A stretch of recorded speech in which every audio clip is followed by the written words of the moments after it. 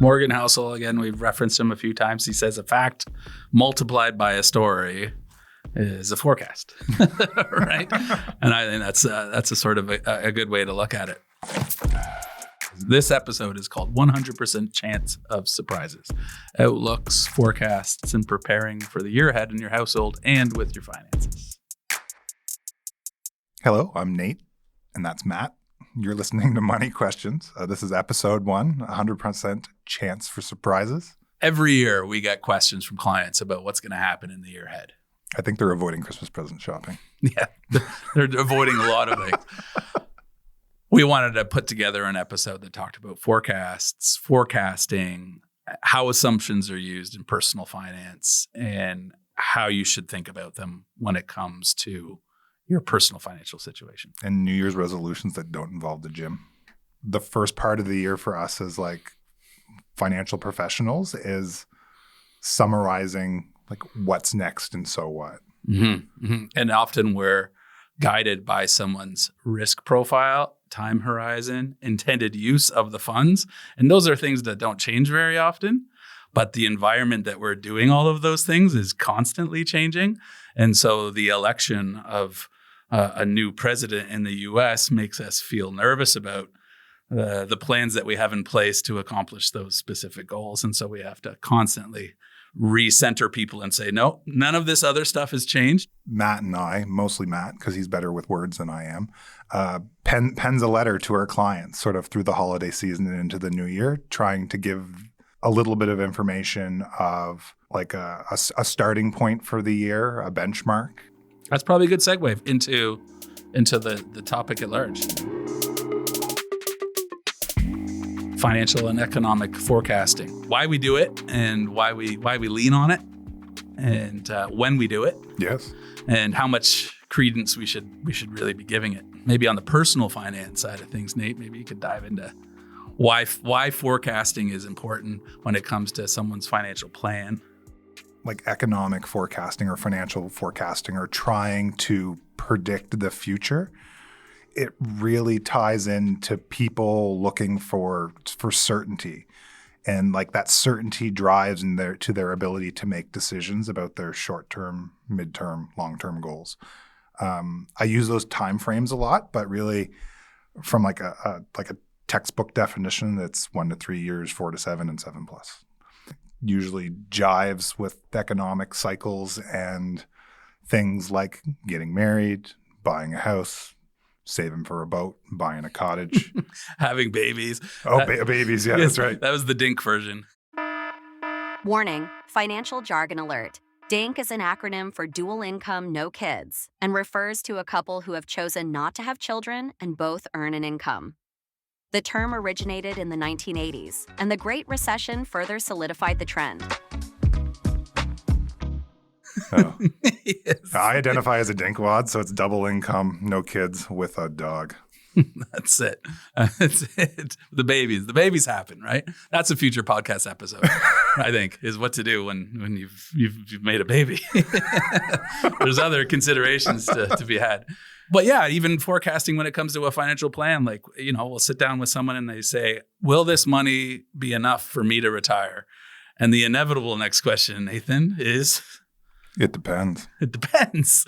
It depends on a lot of things. So we have to make assumptions. And the assumptions are like, when do you plan to die? Because that's an important assumption to build into a plan to determine how long your money's going to last. Yeah. Right? And it's a lot about sort of looking within oneself and trying to figure out like what do they see in retirement for themselves. It's like understanding what they want to achieve, what's on their bucket list, what do they have for hobbies, like how do their friends and their family tie into like all these goals that they have. That all depends on how the world moves around them. Yeah, so it's largely an imperfect science, right? And we can't have all the answers. And I think the whole idea of forecasting comes out of the need for us as humans to know what's going to happen next. Mm-hmm. And one of the most hilarious lines in finance is navigating uncertainty, as if there's ever a time that is certain for anyone, right? Like there's there's largely never a time where you have certainty. We were listening to a conversation on the way in between Annie Duke and Morgan Housel. Annie Duke's a great writer. She wrote Thinking in Bets. She was a neuroscientist turned poker player, and Morgan Housel was a psychologist turned writer. And they were talking about uncertainty. And this was a conversation in August of 2020. Yeah. And she was saying, like, we never have certainty. When I take a route to work that I think is going to be the best route to work, inherently, there's a ton of uncertainty in that task, right? Like 1,000 things could go sideways. There could be an accident. I could have a flat. A road could be closed. So as much as we try to forecast what's going to happen or what's going to be next ahead of us, inevitably, there's going to be some kind of roadblock. Yeah. And after it all happens, is it better or worse than expected? Right. And then we do the foolish thing whereby we judge our decision based on the outcome as if we do the future when we made the decision, right? Like we decide that going through a red light was a good idea because we didn't hit anybody and nobody hit us. That doesn't mean it was a good decision. It just means you got lucky that time, right? But if you take the lesson away that was a good decision, I'm going to do it every time, it could be hazardous to your health. Absolutely. So when it comes to markets, this time of year, there's writers and pundits and asset managers and investment firms and advisors that like to speak with certainty about what's going to happen in the coming years or months or days ahead. And the fact is no one knows what's going to happen next. And that doesn't make for good news. And it doesn't make for good financial writing. And so we often will, say other things to sound smarter. So this is from one of your favorite Wall Street Journal columnists and financial writers, was it? That's right, Jason Zweig. Yeah. Who writes a lot of very pointed, smart, and witty financial commentary that we always get a kick out of. Yeah, he actually quotes a piece, and he says the title is "The First Totally Honest Stock Market Story," and it goes like this. It says, "The market rallied earlier this morning for reasons nobody understands and nobody predicted. CNBC analysts confidently asserted it had something to do with the Senegalese money supply, but others pointed to revised monthly figures showing a poor tuna haul off the Peruvian coast. The Dow turned down in late morning due to profit taking, which is a meaningless phrase we financial journalists use when we don't know what we're talking about. Around noontime, the tech stocks rally, perhaps a result of profit giving. Before a late wave of selling sent stocks lower, this wave of selling was miraculously met by a wave of buying, since in each transaction there is one buyer and one seller. All in all, it was a normal day on Wall Street."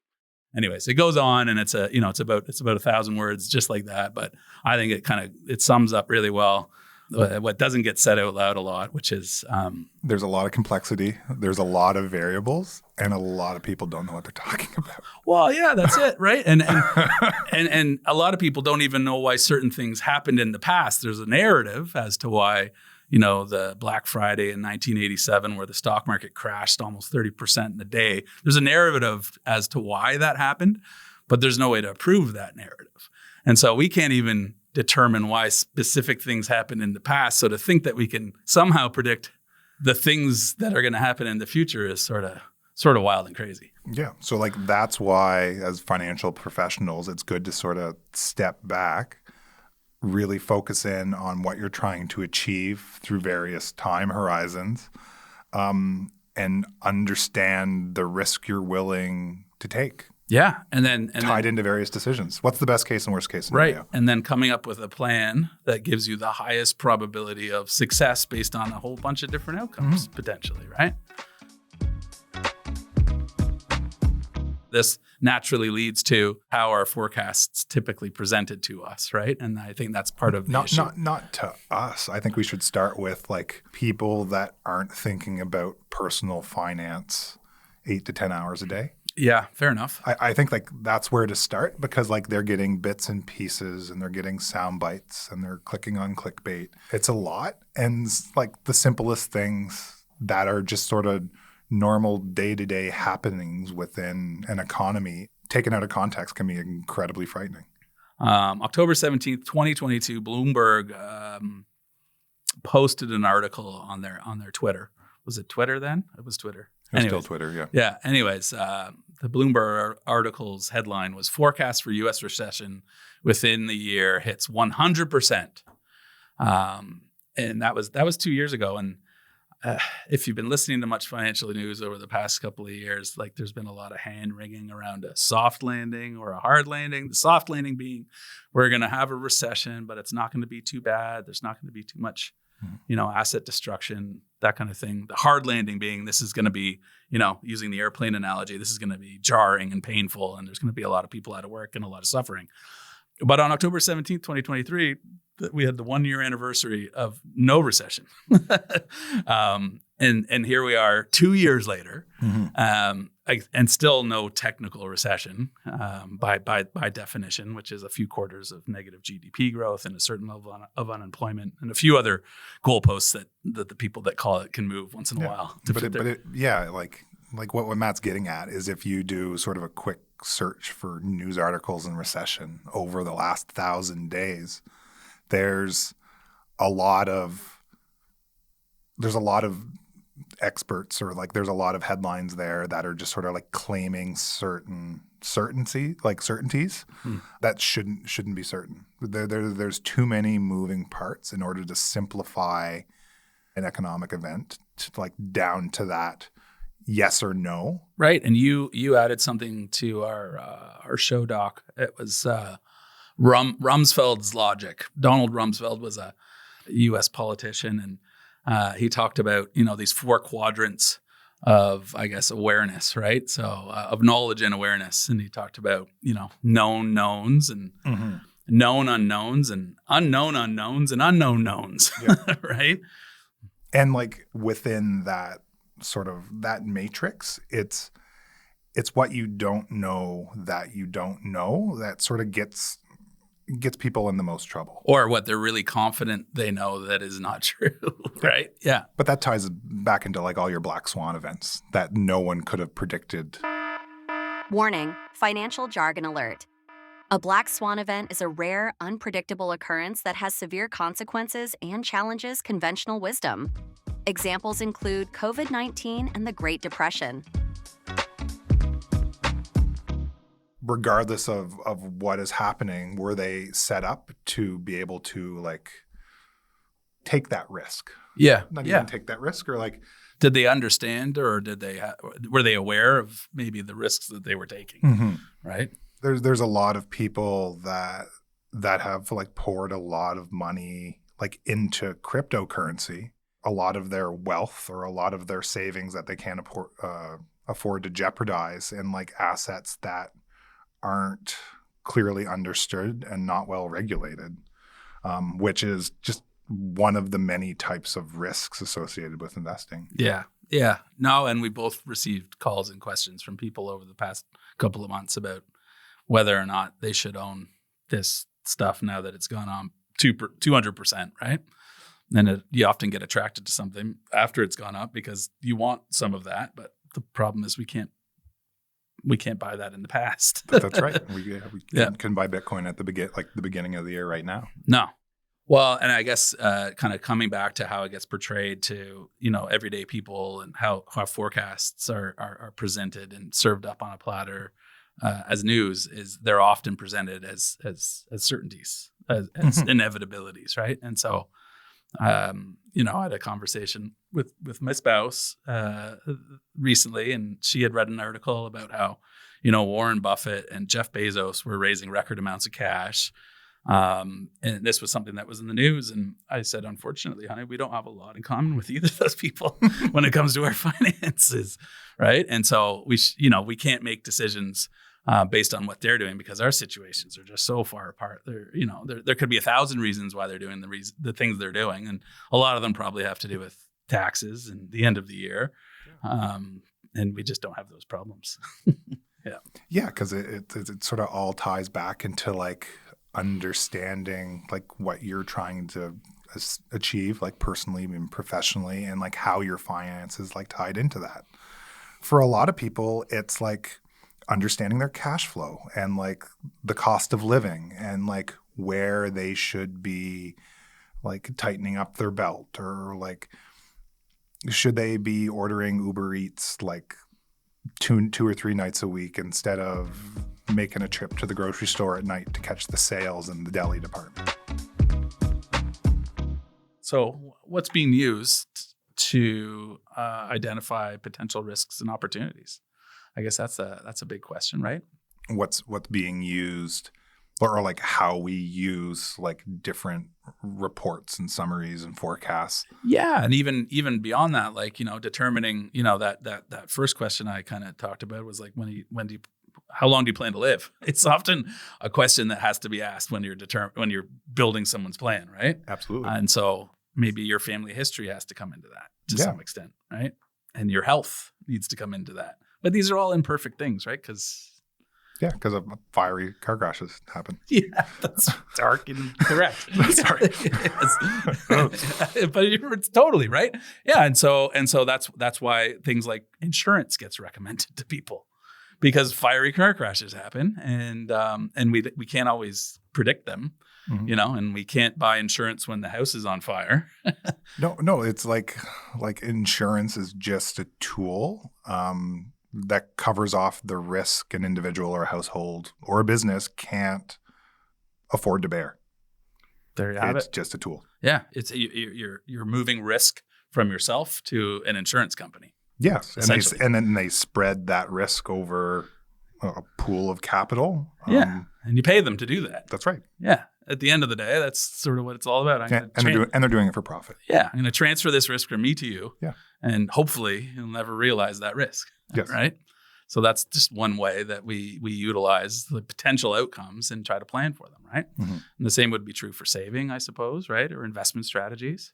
Right. If you're saving a whole lot of money and your savings rate is really, really high, you may not need to take the same risks as someone that hasn't saved a lick. Absolutely. There's a lot of folks that they don't have a lot of needs or wants, or like there's a lot of folks that once they're done sort of traveling and retirement, they tend to slow down and just watch Live at 5. The pension income or like their retirement income just sort of tends to pile up. Fair enough. Yeah. Daryl, a gentleman that we work with, like has a great turn of phrase that he uses to talk about the stages of retirement, and your early retirement years he calls your go-go years, because you're newly retired, you've got freedom, you've got money, you've got dreams, and so you're realizing them. Maybe you're traveling, maybe you're diving into a hobby, but inevitably into your maybe into your 80s you slow down. Mm-hmm. And so those become your slow go years. Maybe you're not doing as much. Travel insurance has become much more expensive all of a sudden. And then inevitably, once again, you're gonna hit your no-go years, and you maybe don't have the same mobility as you once had, and you're just not gonna have the appetite to do as much as you once did. Yeah, and then like your financial, like your goals change. With that, maybe we should scroll down to a note that we wrote to clients a couple of years ago. And it was just in that vein, just some predictions that we had for a year ahead. And this was after 2022. 2022 was a terrible year for investing. The stock market was down, the bond market was down. So even if you were a quote conservative investor, you actually did a lot worse than someone that took a lot of risk, because everything was down that year. And so everybody was feeling very, very bad about themselves and their advisors and their money. But we put it out a note at that point in time, inspired by something that a gentleman by the name of Ben Carlson wrote. And he would write these predictions. He stopped doing it for some reason because they were amazing. But we borrowed that idea and made a list of things that happened, 3 things that happened, and 3 things that we thought would happen in the year ahead. There are a few things that happened in the past year that we could point to. And they're very general things, but one of those things was something unexpected happened, right? And we think that's probably true for the year ahead. Something unexpected will happen next year. We shouldn't be surprised if we are surprised next year, but something unexpected will happen again next year. Another thing will be that something will seem obvious after the fact.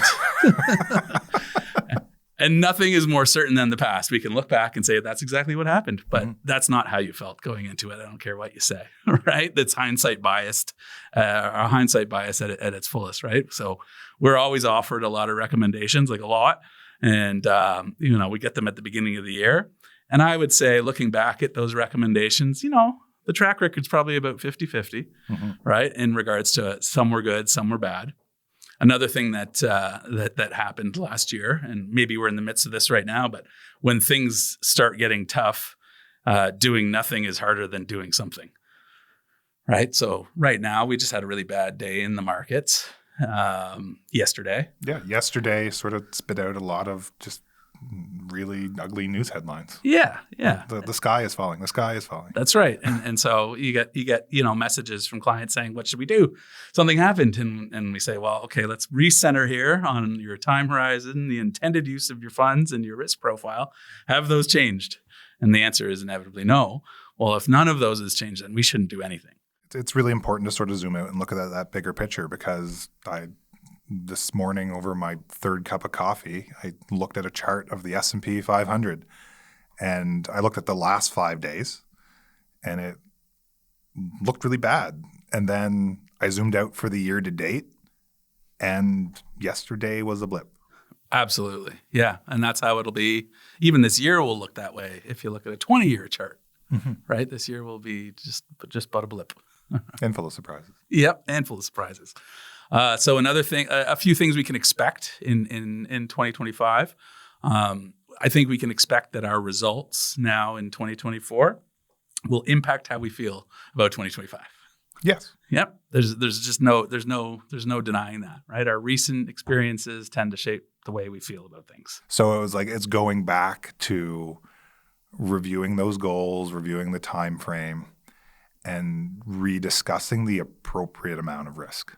Your investment portfolio won't be as important as your personal finances. There you go. Right. So, as much as we'd like to lean on our investment portfolios to do all of the heavy lifting, the fact is that your savings rate is probably going to have a much larger impact on your nest egg in retirement than many of the investments that you can make. Yeah. And time and knowing your tolerance for risk. Absolutely.